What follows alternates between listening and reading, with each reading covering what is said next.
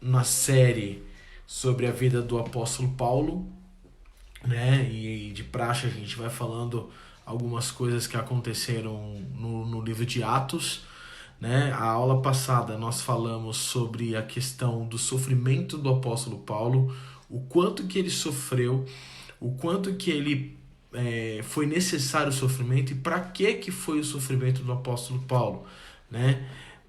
Falamos a questão do espinho na carne, que Deus deu o espinho na carne dele para ele não se vangloriar pelas coisas maravilhosas que ele tinha visto, né? E a gente volta aqui agora para um momento onde o apóstolo Paulo ele ressurge, né? Depois de ter ficado muitos anos escondido, muitos anos fora de cena, a igreja começou a crescer, a igreja começou vamos dizer assim, a crescer poderosamente, né? O apóstolo Paulo ficou isolado lá em Tarso, aprendendo do Senhor. Primeiro ele foi para a Arábia, depois ele foi para Tarso, onde ele ficou lá aprendendo do Senhor, aprendendo diretamente com o próprio Jesus, o Evangelho, né? Aprendendo a ser humilde, porque a gente falou que o apóstolo Paulo era como um touro bravo, né? Era um touro indomável e que Deus teve que domar esse touro através de muitas coisas, através do sofrimento, através das dificuldades, através das provações e através de um particular, que a gente diz que é o lugar onde Saulo aprendeu a ser Paulo, né? Onde que ele aprendeu a ser o apóstolo Paulo, onde ele aprendeu a atuar como apóstolo Paulo. Ele aprendeu diretamente com Jesus nos momentos que ele estava na Arábia, isolado, que nós chamamos de deserto, e no momento que ele estava em Tarso, quando ele fugiu de Jerusalém, né? Quando ele estava pregando em Jerusalém, ele acabou fugindo por causa de que um grupo queria matá-lo, né? E aí nesse meio tempo a gente vê, né? Ele voltando, e o texto que nós vamos falar hoje é ele voltando, na verdade, ativa, né? Deus trazendo ele da escuridão e trazendo ele para a ativa, trazendo ele agora para realmente fazer e completar a obra que Deus tinha na vida dele, né? Mas eu quero ler um texto para vocês que está em Eclesiastes, capítulo 4. Eclesiastes, capítulo 4, verso 9. Porque a gente vai ver agora o apóstolo Paulo voltando ativa, mas não sozinho. Não sozinho, né? E o quanto foi importante. E é importante para todos nós não caminharmos sozinhos. Não podemos caminhar sozinhos. Devemos caminhar debaixo da unção do Senhor, mas com uma companhia. Então a palavra de Deus diz em Eclesiastes capítulo 4, verso 9, que diz assim: melhor é serem dois do que um, porque tem melhor paga do seu salário. Porque se caírem, um levanta o companheiro. Ai, porém, do que estiver só, pois caindo não haverá quem o levante. Também, se dormirem juntos, eles se aquentarão, mas um só, como se aquentará? Se alguém quiser prevalecer contra um, os dois lhe resistirão. O cordão de 3 dobras não se arrebenta com facilidade. Então a gente vê aqui em Eclesiastes, Salomão já dizia o quão é importante que estejam dois. O quão é importante que estejam dois juntos, atuando. E o quanto é importante, porque Deus nunca pretendeu que ninguém dirigisse seu próprio barco sozinho, nesse mar da vida ou no ministério.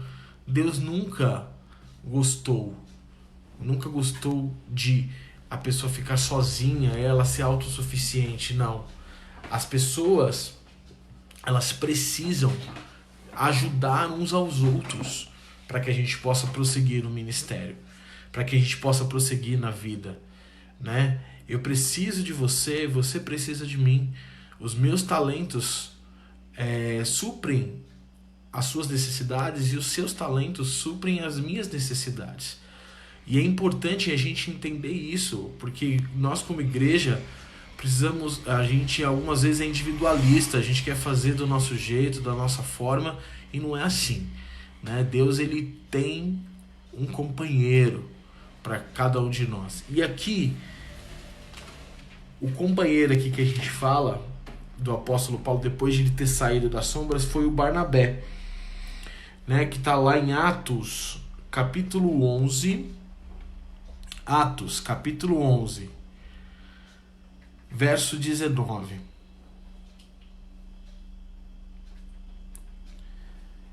Olha só o que estava acontecendo, né?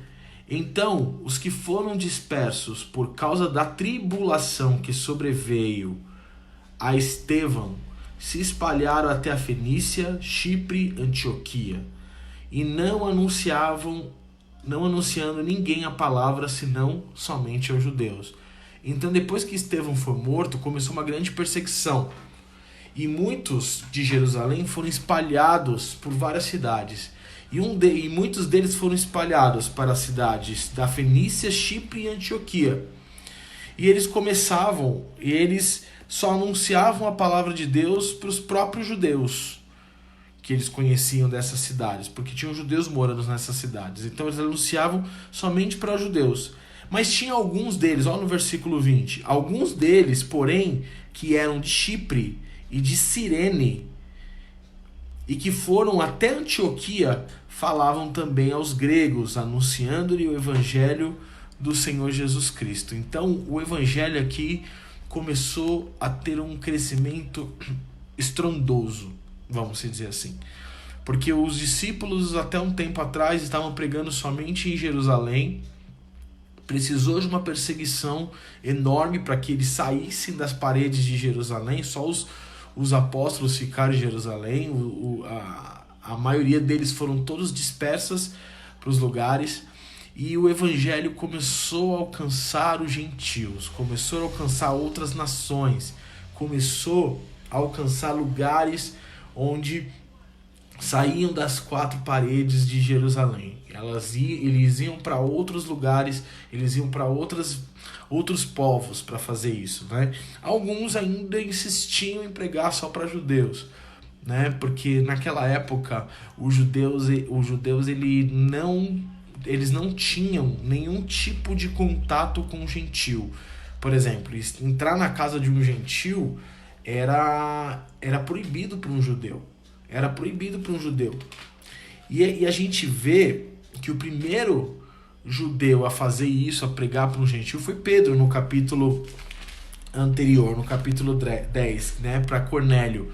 Que Pedro recebe uma visão de Deus, né, vinda do céu, de animais que eles consideravam impuro, e Deus fala para ele, mata e come. E ele fala, não, eu não como animal impuro, Senhor. E Deus fala, não diga que é impuro aquilo que eu santifiquei. Foi quando os mensageiros de Cornélio chegaram, Pedro foi junto com eles, houve salvação na casa de Cornélio, foram batizados com o Espírito Santo, foram batizados nas águas, né? Então começou uma grande dispensação da palavra, vamos dizer assim. E alguns desses judeus que estavam sendo perseguidos foram para esses lugares para poder fugir da perseguição. E alguns deles começaram a pregar o evangelho para essas pessoas dessa cidade, né? E olha só no versículo 21, Atos 11, 21. A mão do Senhor estava com eles, e muitos, crendo, se converteram ao Senhor. A mão do Senhor estava com eles, e muitos, tá até entre duas vírgulas aqui, em muitos, crendo, se converteram ao Senhor, né? Então, vamos olhar Antioquia. O que era Antioquia? Que cidade que era Antioquia?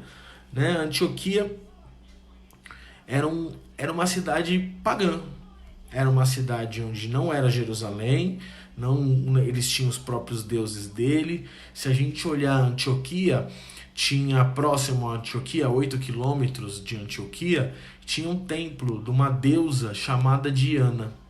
Essa deusa Diana, ela tinha sacerdotisas, que eram prostitutas cultuais, né? Então elas eram prostitutas cultuais da deusa Diana. Então, e o pessoal de Antioquia adorava essa deusa Diana.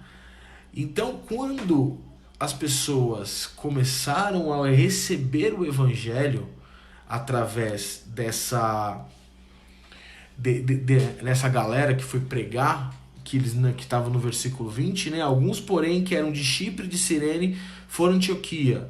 E eles falavam também para os gregos, que era lá o pessoal de Antioquia. Então, quando eles tiveram coragem de falar, simplesmente a mão do Senhor estava com eles e muitos creram, se converteram. Muitos. Então, Antioquia começou a ter vários convertidos. E eles precisavam de quê? De ensinamentos. Eles precisavam de ensinamentos. Porque imagina você, um novo convertido, mas um novo convertido gentil, que até pouco tempo atrás adorava deuses, adorava a deusa Diana, era promíscuo, porque a deusa Diana tinha suas prostitutas cultuais, né, cultuais deles lá, era uma cidade promíscua. Imagina essa pessoa se convertendo. Primeiro, eles tinham uma ignorância religiosa. O que significa isso? Eles não conheciam o Deus de Israel. Eles não conheciam as leis de Deus. Eles eram um povo gentil. Não era Jerusalém ali. Não era o centro onde todo mundo queria pregar, que era Jerusalém. Ali. Apesar que também estava tendo uma perseguição enorme em Jerusalém. Mas não era judeus ali. Eram pessoas totalmente desprovidas de qualquer conhecimento sobre Deus. E o que acontece? Quando esses caras começaram a pregar o evangelho lá, a mão do Senhor foi com eles e muitos se converteram. Agora pensa comigo, né? Esses caras que foram dispersos pela perseguição eram pessoas que eram servos de Deus e começaram a um grande rebuliço nessa cidade de Antioquia, de uma tal forma que a igreja em Jerusalém precisou mandar uma pessoa para ajudar lá, uma pessoa mais experiente para ajudar, né? Então, o que acontece? Quem eles mandaram para poder ir ajudar esse começo dessa igreja? E olha que eu vou te falar, o começo de uma igreja onde as pessoas até um tempo atrás eram totalmente devassas. Imagina pessoas sedentas porque ouviram a palavra, sedentas porque ouviram sobre Deus, amaram a palavra, quiseram entregar suas vidas para Jesus, porém não tinham conhecimento do que fazer, como se portar, o que falar, eles não tinham conhecimento. Então, e muitos começaram a se converter ali, e começou a ter várias pessoas nécias, são jovens na fé e precisava de alguém experiente. Imagina você, um novo convertido, que até pouco tempo atrás fazia de tudo que era ruim, agora você se converte e não tem ninguém, absolutamente ninguém, para cuidar de você. Como que seria? Como seria se eu e você fosse, quando novos convertidos, não tivéssemos homens e mulheres de Deus para nos apoiar e nos ensinar na palavra? Se quando a gente se converteu, não tivesse pessoas usadas por Deus para colocar em nós entendimento e nos guiar pelo caminho eterno, pode ter sido seu pai, sua mãe, pastores, presbíteros, professores de escola dominical. Cara, eu tive todos esses na minha vida. Minha mãe, meu pai, professor de escola dominical, pastor, amigos. Então, eu fui bem amparado quando novo convertido, né? Fui bem amparado. E agora imagina um novo convertido. Um novo convertido, uma vez eu li que um novo convertido é como se fosse um bebê numa guerra. E é literalmente isso. A gente está numa guerra o tempo inteiro. E ele é como um bebê. E se não tiver alguém para amparar, para ensinar, para amamentar, para dar o leite inicial, dar as instruções iniciais, essas pessoas se perdem facilmente. E eu creio que o grande medo da igreja era esse. Quando os apóstolos ouviram que em Antioquia estava tendo um crescimento e muitos estavam se convertendo ao Senhor, eles falaram: nós precisamos mandar alguém que ajude essas pessoas a se manterem firme. Que essa igreja que está nascendo em Antioquia, ela se mantém firme porque eles iam ser atacados de todos os lados. Né? A palavra inicial foi aceita, a vida deles foram aceita. Eles aceitaram Jesus Cristo. Porém, se eles não tivessem alguém que tivesse a maturidade e a paciência de poder ensiná-los no caminho que devem andar, inevitavelmente, logo eles abandonariam o evangelho. E infelizmente hoje está acontecendo muito isso, né? Pessoas estão muito preocupadas em ganhar muitas vidas, milhões de vidas. Só que, infelizmente, não está tendo muito a preocupação de discipular essas vidas. E essas vidas acabam se decepcionando e voltando para o mundo, voltando para a vida antiga que elas tinham, voltando para tudo que errado que ela tinha. Né? Que eu e você possamos ser igual Barnabé. Que eu e você possamos discipular as pessoas, discipular os novos na fé, discipular aqueles que precisam, não largar, ganhe para Jesus, já era, se vira, pastor que se vira, não, nós temos uma responsabilidade. E os apóstolos, eles sabiam dessa responsabilidade. E olha só o que está escrito aqui, ó, no versículo 22, Atos 11, 22. A notícia a respeito dele chegou aos ouvidos da igreja que estava em Jerusalém. Né? O líder da igreja que estava em Jerusalém era Tiago, o irmão de Jesus. Né?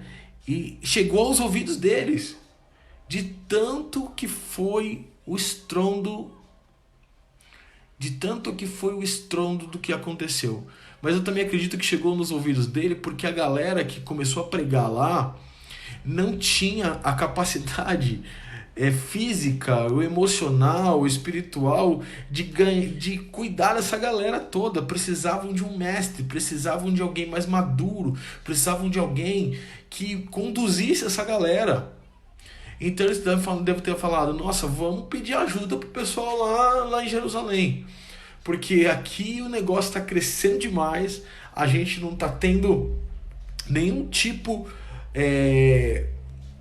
de ajuda, e a galera tá vindo, e eu imagino eles, né? A alegria de ter vários novos convertidos, mas a frustração de não conseguir ajudar esses novos convertidos a se manterem.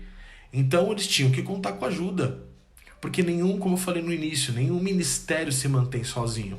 Eles precisavam sim falar, eles precisavam pregar o evangelho, mas eles precisavam de ajuda. Então, ele fala: a notícia a respeito dele chegou aos ouvidos da igreja de Jerusalém.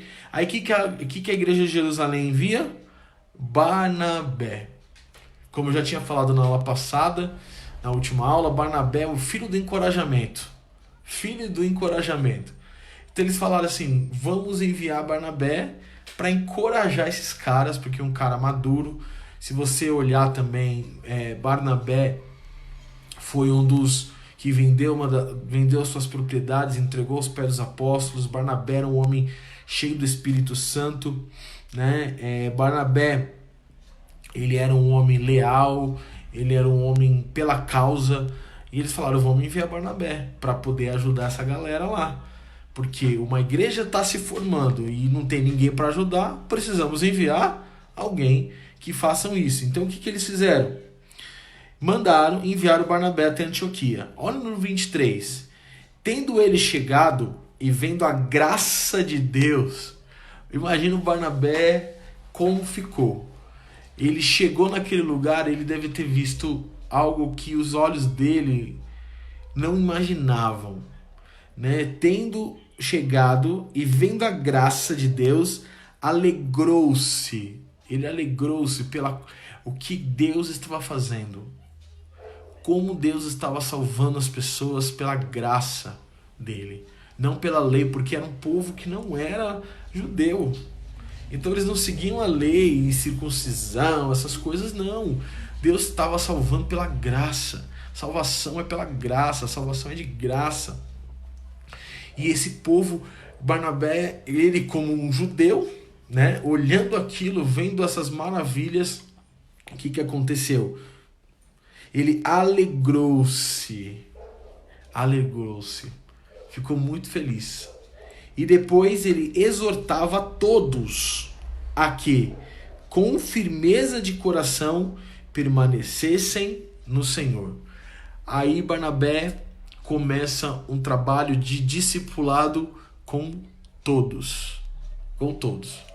E o que ele exortava as pessoas? Né? O que ele ensinava? Exortar aqui é no sentido de ensinar, de direcionar, de dar de direcionamento, de caminhos, né? Ele falava assim, exortava todos que com firmeza de coração permanecessem no Senhor.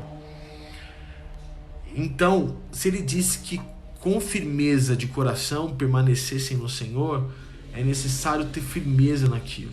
Então ele estava dando coragem para essas pessoas, porque essas pessoas provavelmente eram zombadas, essas pessoas provavelmente eram criticadas por ter aceitado uma nova fé, elas tinham abandonado as suas vidas promíscuas de pecados, de adoração em outros deuses, e com certeza os que não tinham feito isso zombavam deles. Então o coração balançava. Por quê? Porque não tinha ninguém. Não tinha praticamente ninguém mais maduro para poder auxiliar os caras. Então Barnabé, quando ele chega, é o filho do encorajamento, o nome dele, ele diz que com firmeza de coração permanecessem no Senhor. Independente da situação, se o coração está firme, você permanece no Senhor. E o que é permanecer no Senhor? Permanecer no Senhor nada mais é de que se manter na presença dele firme, independente do que aconteça. Independente do que falem para você, independente das chacotas, independente de dizerem que Deus é isso, Deus é aquilo, não, você permanece no Senhor. E novo convertido precisa disso. Mas nós também, que somos convertidos há muito tempo, nós precisamos o tempo todo, com firmeza de coração, permanecer no Senhor. E a gente precisa de pessoas. Eles precisaram de Barnabé para falar isso para eles. Ah, Paulo, então quer dizer que eu preciso de pessoas para poder me ajudar a ficar firme no caminho? Sim. Né? Nós vimos na pregação ontem que a gente precisa de pessoas para se manter santos. Um santifica o outro.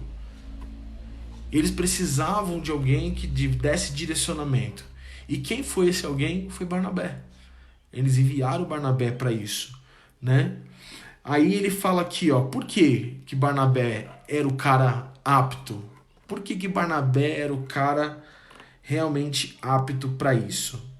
E ele diz aqui, ó, no versículo 24. Porque o Barnabé, né, era um homem bom, cheio do Espírito Santo e de fé. Então ele era um homem bom, ou seja, ele fazia coisas boas para as pessoas sem esperar nada em troca. Ele era um homem cheio do Espírito Santo. Para ele ser bom, ele precisava ser cheio do Espírito Santo. E ele era cheio do Espírito Santo. E o que é ser cheio do Espírito Santo? É você ser mergulhado no Espírito Santo. Deixar o Espírito Santo conduzir você e a sua vida. Né? E de fé. ele era um homem de fé. E por ser um homem de fé, ele podia dizer para as pessoas da fé que ele professava. Ele podia fazer curas, milagres, ele podia... Porque ele era um homem de fé. Ele era um homem onde as pessoas ela batia o olho no Barnabé e confiavam nele, acreditavam nele. Porque ele era um homem de fé. Então era um homem que estava à frente de um mega blaster ultra trabalho que nada mais é uma igreja, que é praticamente uma cidade, né? Então Barnabé ele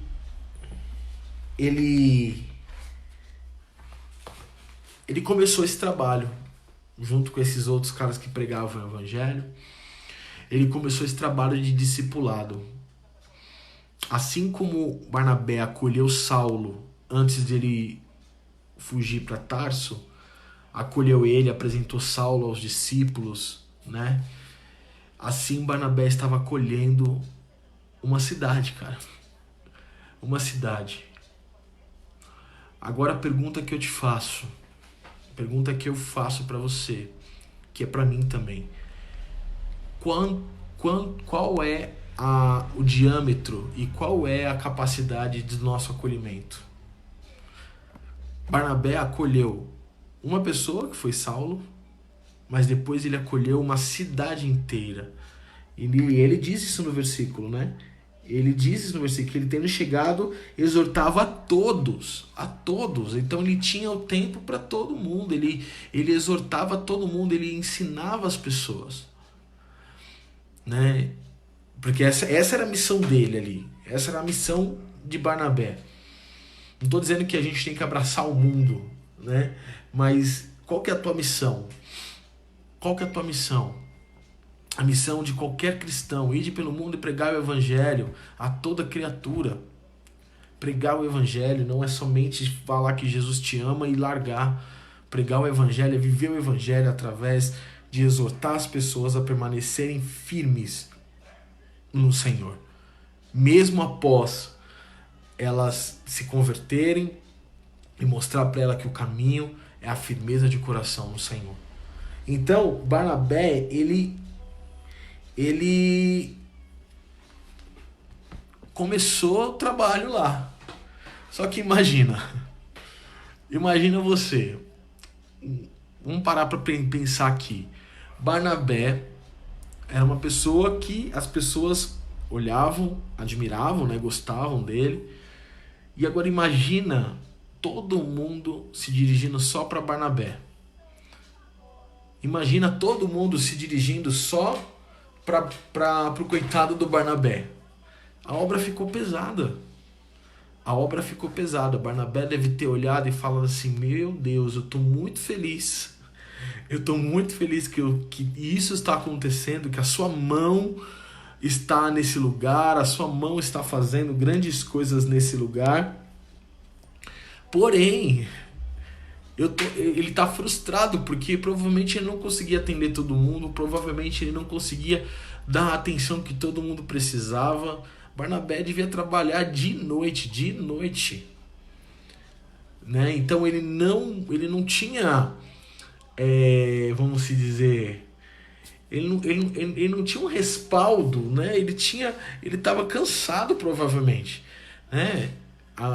Porque as pessoas daquela cidade viam ele como referência, então procuravam para tudo. Assim, aconteceu muito isso com Moisés. Moisés, quando liderou o povo para fora do Egito, ele julgava o caso de todo mundo. Imagina, um caso de 3 milhões de pessoas, praticamente, que tinha no deserto. Foi quando seu sogro falou para ele: Moisés, está errado isso daí, Moisés.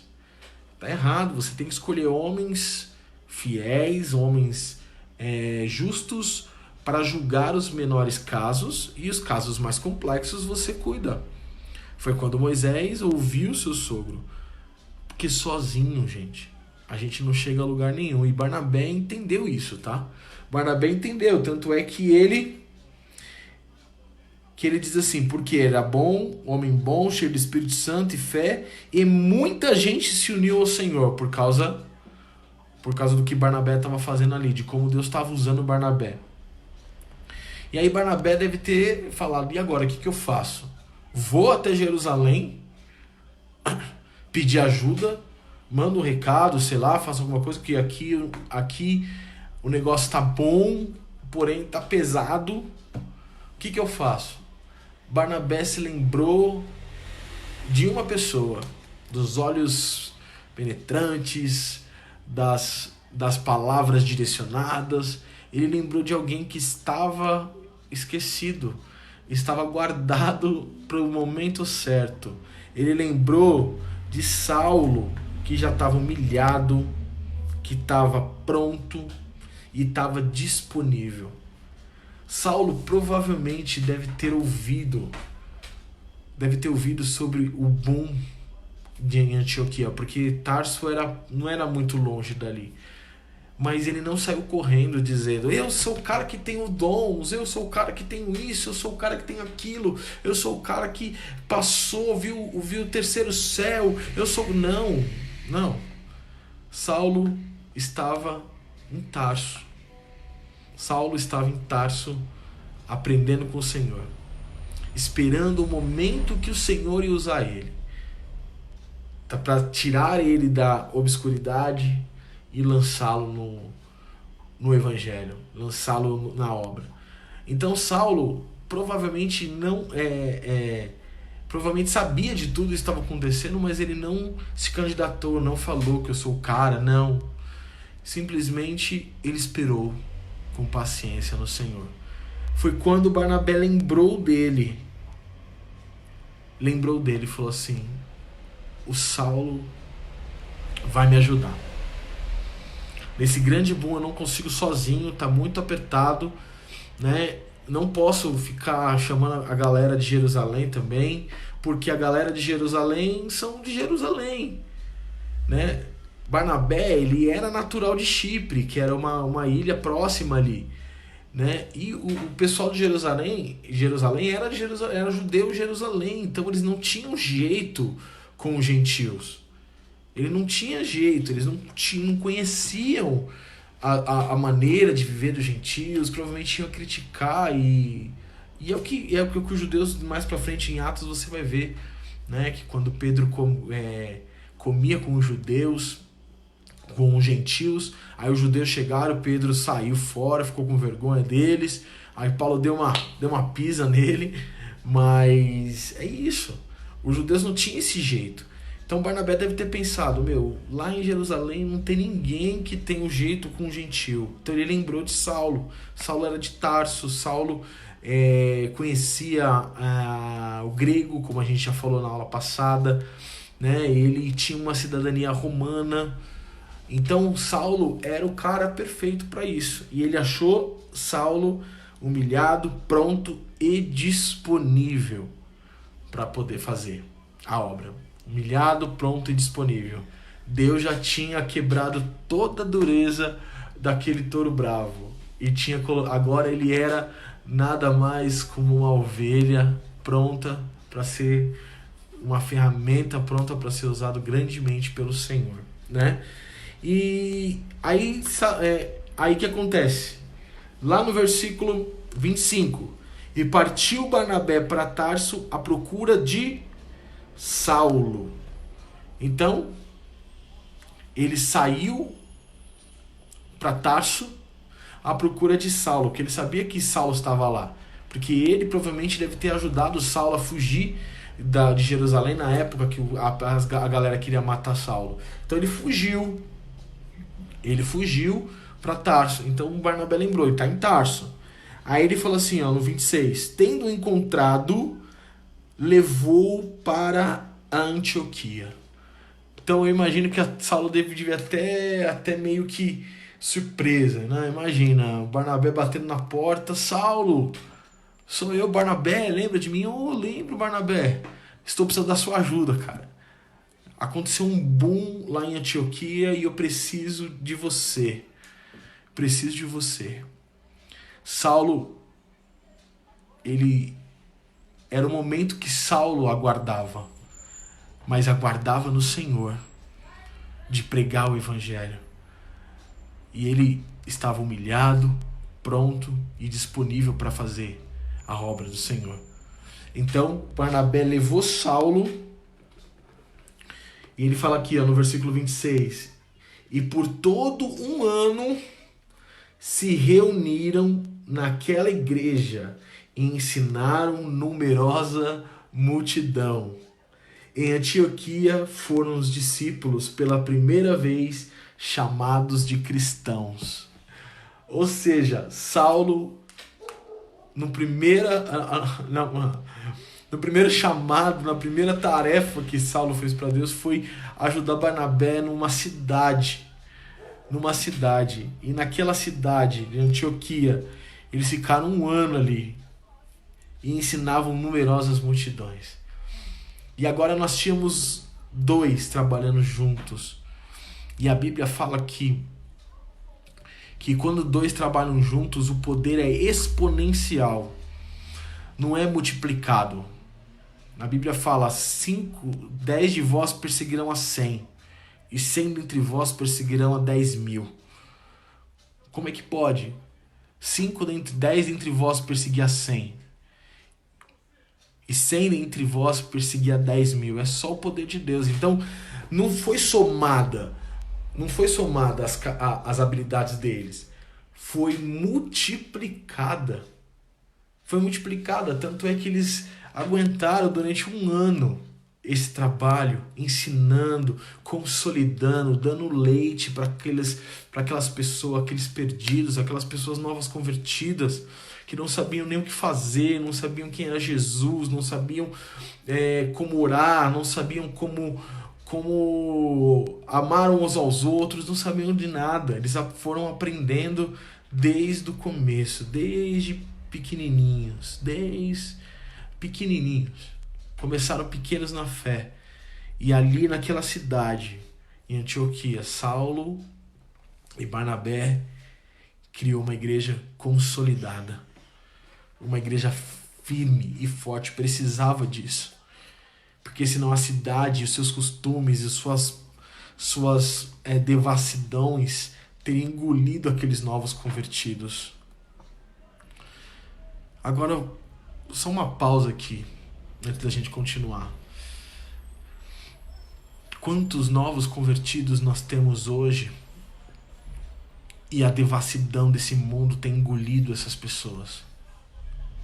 Tem engolido essas pessoas de uma forma que elas têm voltado atrás.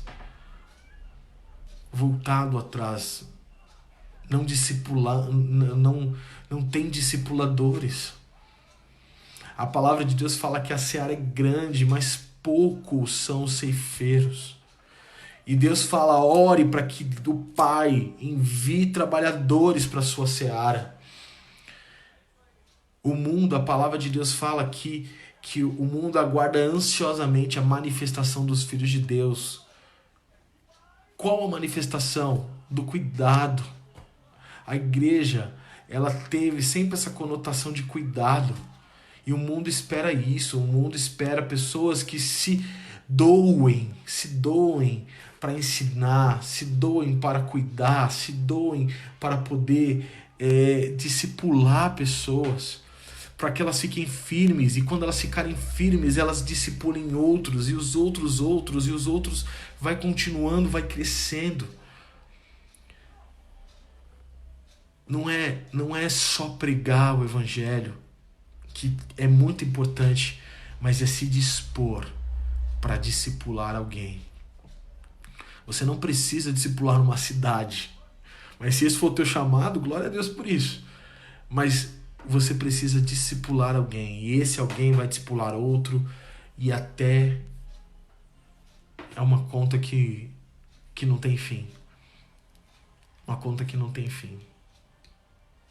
Então a gente precisa, de alguma forma, parar, prestar atenção. Quem são esses novos na fé que estão precisando de discipulado? Pessoas dentro da própria igreja.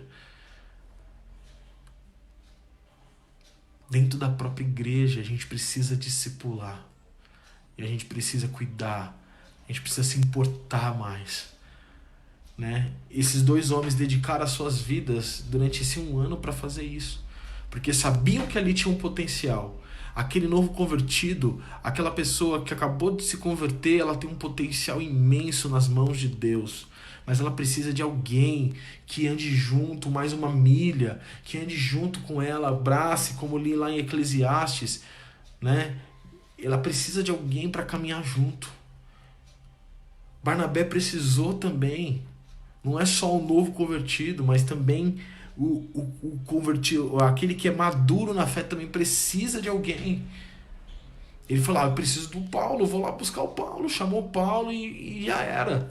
E os dois conseguiram fazer a obra, né? E são homens diferentes, são homens totalmente diferentes, mas que as suas habilidades, como eu falei, elas se uniram, né? Se você for ver bem, ó, Barnabé, ele tinha crescido em Chipre, que era uma ilha rural.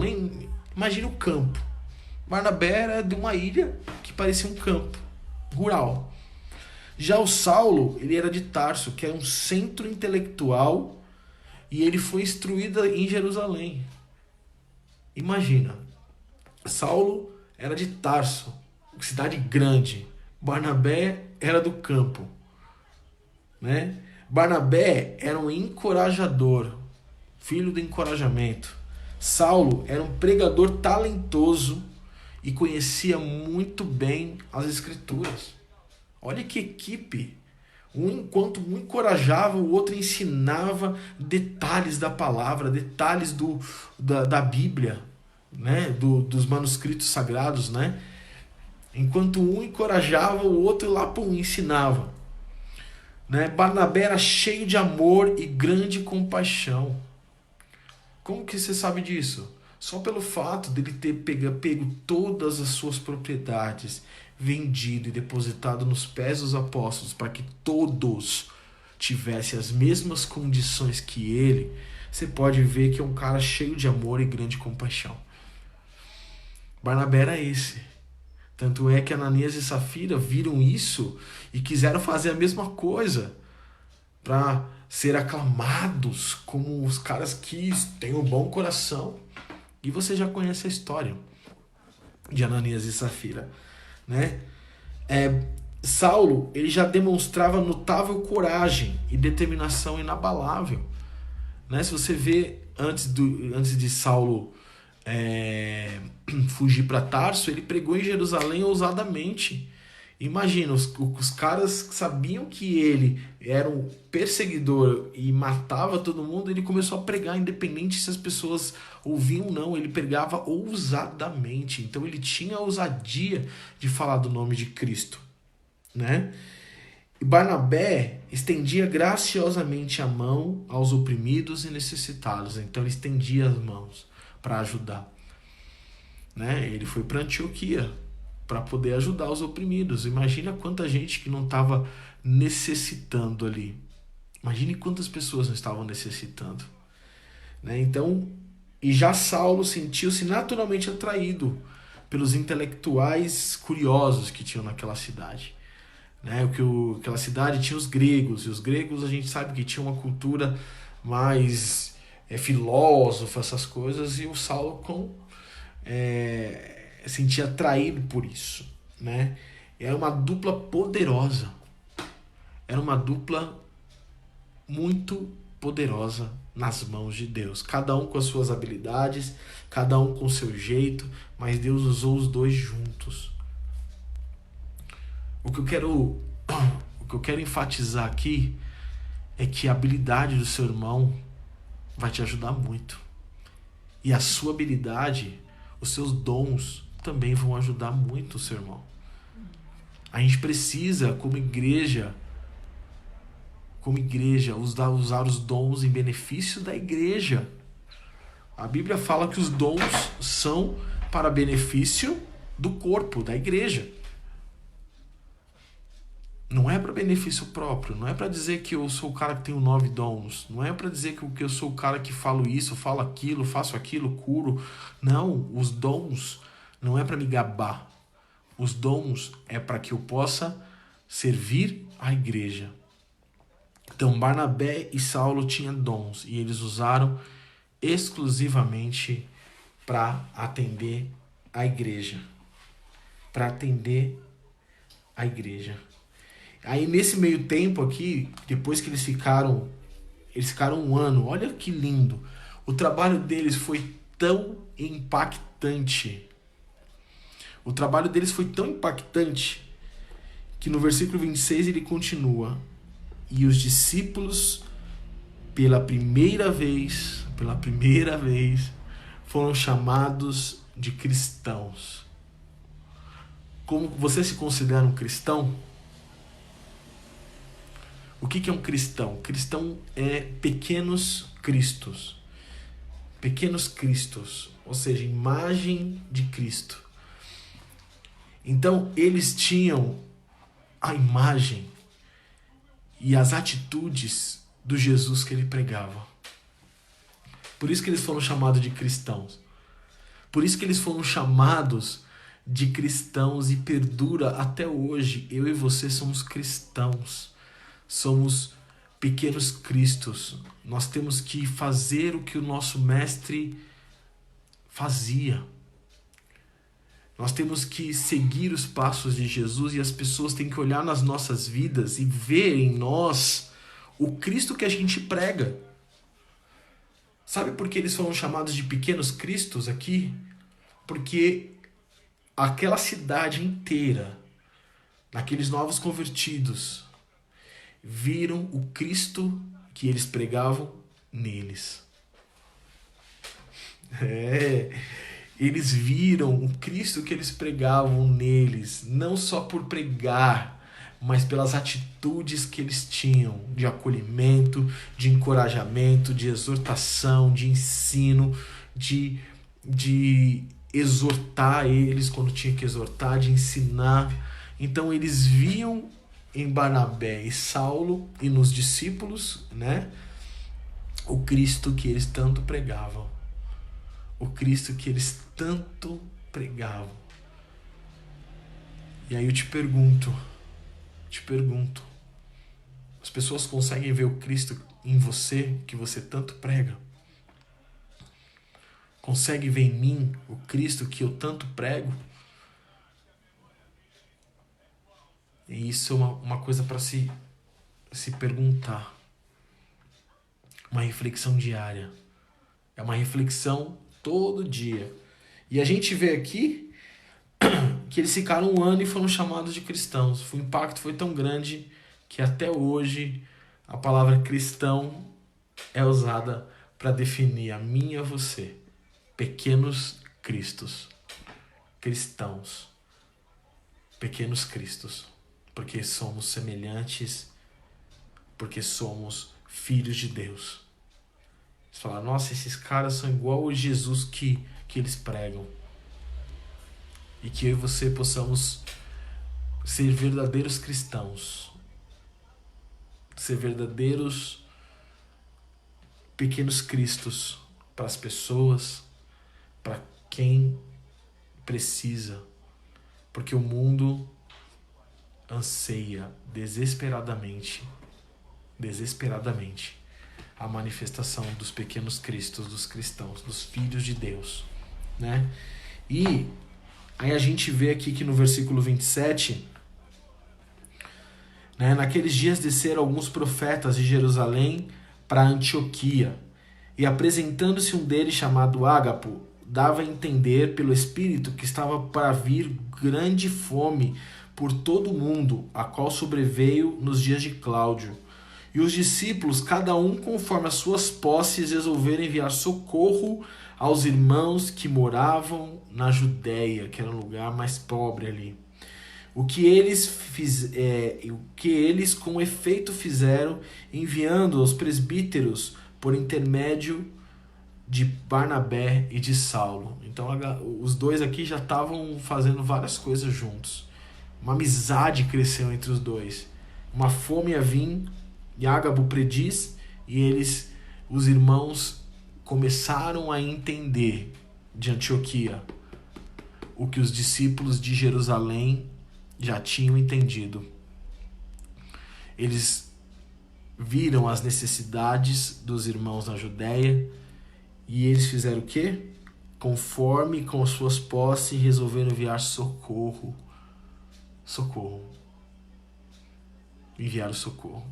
Venderam, doaram e ajudaram. Venderam, doaram, ajudaram e aquela igreja foi sustentada na Judéia. Então, a gente vê o trabalho desses dois homens, né? Paulo e Barnabé, né? E o quanto Deus usou a vida deles poderosamente. E nesse meio tempo também, quando estava acontecendo esse boom, no capítulo 12 nós vemos duas histórias, né? Dois discípulos são presos aqui. O primeiro preso é o Tiago. E ele foi morto, degolado. Foi o primeiro apóstolo a ser morto por amor a Cristo. Primeiro apóstolo.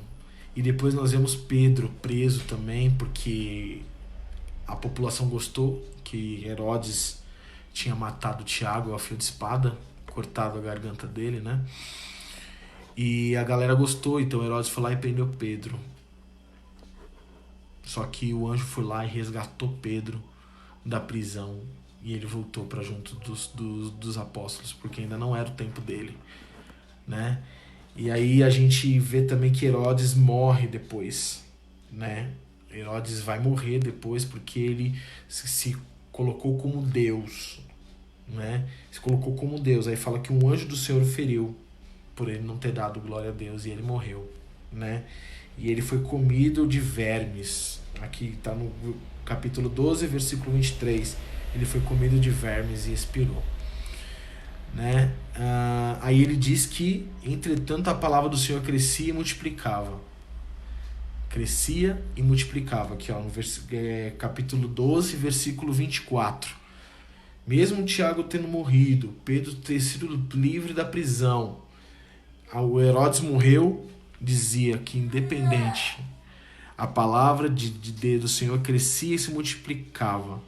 Barnabé e Saulo, cumprida sua missão, voltaram a Jerusalém, levando consigo a João Marcos. Então, cumprida sua missão, nesse tempo de 1 ano, em Antioquia, cumprir a missão. O que é cumprir a missão? Eles deixaram uma igreja consolidada lá. Com certeza deixaram pastores, bispos, presbíteros, pessoas consolidadas na fé em Antioquia, e eles voltaram para Jerusalém. Voltaram para Jerusalém levando consigo João Marcos, que era sobrinho de Barnabé, né? Que é o mesmo João Marcos que escreveu o Evangelho de Marcos. É o mesmo que escreveu o Evangelho de Marcos, né? Então, eles acabaram a missão lá, eles voltaram para Jerusalém, né? Onde eles iam depois começar a primeira viagem missionária do apóstolo Paulo, junto com Barnabé aí, tá? Então, o que eu quero deixar para você hoje, é simplesmente: não ande só. Não ande só. Tem alguém para andar do lado com você. Tem alguém para andar junto com você. E discipule alguém. Ensine alguém. Se doe por alguém. Porque juntos nós temos um poder exponencial. Juntos nós temos um poder que ultrapassa a imaginação humana. Quem imaginaria que 2 homens conseguiriam consolidar, com ajuda, lógico, com Deus, mas consolidar uma igreja numa cidade tão grande como Antioquia, tão promíscua quanto Antioquia, tão devassa como Antioquia, que tinha a sua deusa Diana? Quem diria? Mas o Espírito Santo surpreende e eles terminaram o trabalho lá, consolidaram a galera e depois, o que eles fizeram? Partiram para Jerusalém para uma nova missão. É isso, a nossa vida é de missão em missão, meu irmão. você vai consolidar alguém, você vai discipular alguém, essa pessoa vai estar pronta, ela vai estar firme, ela vai discipular outro e você começa a discipular outro. E quando você vê, você tem vários discipuladores, discípulos, e todo mundo vai se fortalecendo na palavra, tendo firmeza de coração e permanecendo no Senhor. E foi isso que esses dois homens fizeram. E partindo dali, nós vamos falar na próxima aula, eles partiram para viagens, onde eles começaram também, eles continuaram essa obra. Eles continuaram essa obra de discipulando, consolidando. A vida do apóstolo Paulo e do Barnabé foi assim. Indo para lugares onde não tinha igreja, eles firmavam a igreja, pregavam o evangelho, firmavam pessoas, ficavam um tempo ali, construíam igrejas, deixavam pessoas firmes e depois iam para outros lugares, para outras cidades para fazer a mesma coisa. Eu não sei o que Deus tem para a sua vida, mas o que Ele tem é poderoso. O que Ele tem é glorioso, mas você não pode fazer sozinho. Não faça sozinho. Não faça. Porque o Senhor vai multiplicar as forças quando vocês estiverem juntos. Quando tiver uns pelos outros. Amar o próximo como a ti mesmo. E esse é o grande mandamento. Um dos grandes mandamentos que Deus deixou para nós. E nós precisamos andar juntos como Saulo e Barnabé. Como Saulo e Barnabé. Um encorajador, né? Um encorajador e outro destemido. Juntos impactaram uma cidade inteira. E Antioquia nunca mais foi a mesma. Nunca mais foi a mesma. Porque a mão do Senhor estava ali naquele lugar. Amém? Que Deus abençoe a sua vida. Você que acompanhou essa aula. Né? Se tiver alguma dúvida, se tiver alguma pergunta para fazer também, pode me mandar no particular, pode mandar a pergunta aqui na descrição do vídeo também, que depois eu respondo, porque a gente precisa de todas as maneiras possíveis de ajudar uns aos outros. Então não fique na dúvida. Se eu não souber, eu vou procurar quem sabe. Eu não sei tudo, mas a gente sabe quem sabe, né? Então essa é uma grande sacada. Quem dá aula, a gente não sabe de tudo, meu irmão, mas a gente sabe quem sabe. Então a gente tem mestres, a gente procura e traz a resposta, tá? Então, que Deus abençoe muito a vida de vocês. Obrigado pela vida de cada um que acompanhou essa aula. Guarde no seu coração essa aula. E na semana que vem, nós continuamos a falar sobre, agora, a primeira viagem missionária do nosso querido e amado apóstolo Paulo, para que o Senhor possa falar grandemente com a sua vida, assim como tem falado com a minha e com todos nós, tá bom? Deus os abençoe, fiquem na paz do Senhor e até mais, gente. Saudade de todos vocês, não vejo a hora da gente estar lá na igreja, de cultuar juntos, para a gente poder se abraçar, para a gente poder encorajar um ao outro, né? Não só por telefone ou mensagem, mas encorajando um ao outro no abraço também, tá bom? Deus abençoe, fique na paz do Senhor, tá bom? Deus abençoe.